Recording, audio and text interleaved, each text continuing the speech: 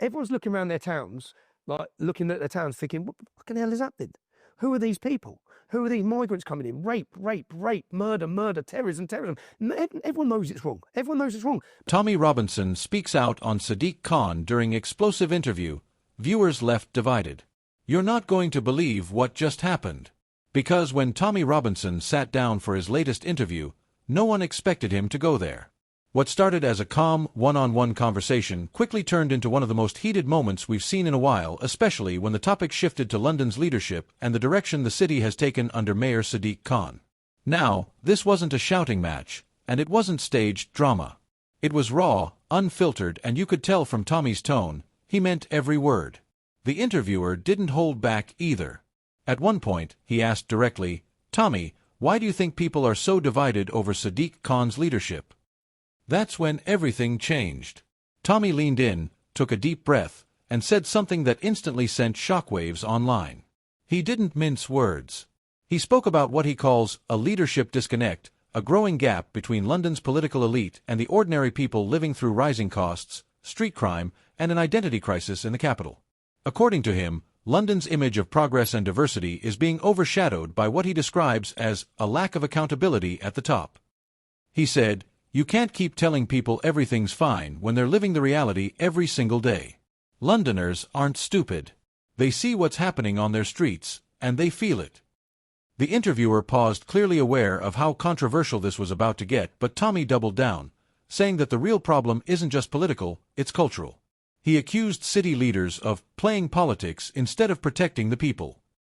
And that's when social media exploded.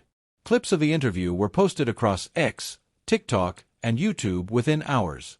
Some viewers applauded him, saying he was the only one brave enough to say what others won't. Others called his comments divisive and accused him of targeting the mayor unfairly. One user tweeted, "You don't have to agree with Tommy to admit he has a point. London feels different these days." Another wrote, "This is why we can't have honest conversations in this country. The moment someone challenges leadership, it's called hate." By evening, #Tommy Robinson interview was trending across platforms, and political commentators were scrambling to weigh in.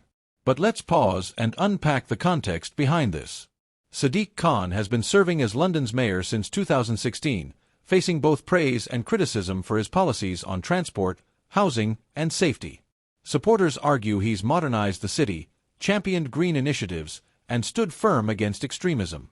Critics, on the other hand, accuse him of failing to tackle rising crime and ignoring concerns from working-class communities. So when Tommy Robinson, a figure known for controversy, decided to speak directly about Khan's leadership, it was bound to ignite a political firestorm. But what's interesting is that this time, he seemed more measured, more intentional. He wasn't shouting, he wasn't angry, he was strategic. You could sense that he was trying to position himself not just as a critic, but as someone giving voice to frustrations that often go unheard in mainstream debate. He even said at one point, "This isn't about hate. It's about truth." When leaders stop listening to their people, that's when democracy breaks down. That line alone, "when leaders stop listening," has already been quoted thousands of times online. Now, the interviewer pushed back, asking, "But don't you think your statements sometimes make things worse? They divide people?" Tommy's reply was sharp. He said, "Division doesn't come from people talking about problems. It comes from people pretending those problems don't exist." That moment, that single sentence, changed the entire tone of the interview. Even those who disagree with him had to stop and think. Because love him or hate him, Tommy Robinson has a way of forcing uncomfortable conversations into the public sphere. And whether it's about London's safety, cultural identity, or political leadership, he's once again managed to make headlines for saying what many think but few dare to voice publicly. By the next morning, political talk shows were replaying the clip on repeat. Some journalists called it reckless populism.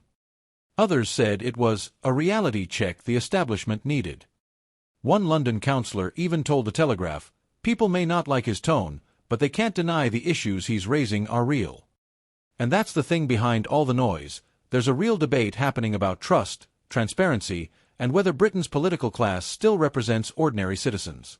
Because, at its core, this isn't just about Tommy Robinson or Sadiq Khan.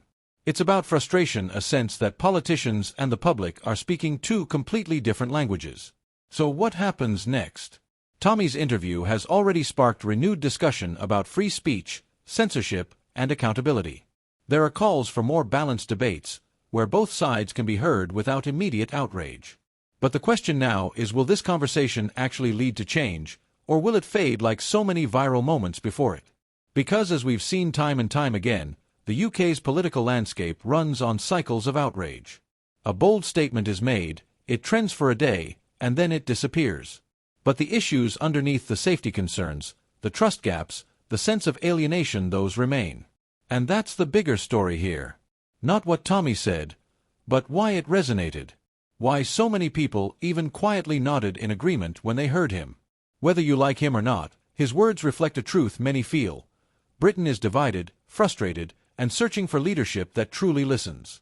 As the dust settles, one thing's for sure: this interview will be remembered not just for the controversy, but for forcing an uncomfortable question back into the spotlight.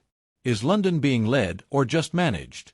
And if this is only the beginning of the debate, how much deeper will it go?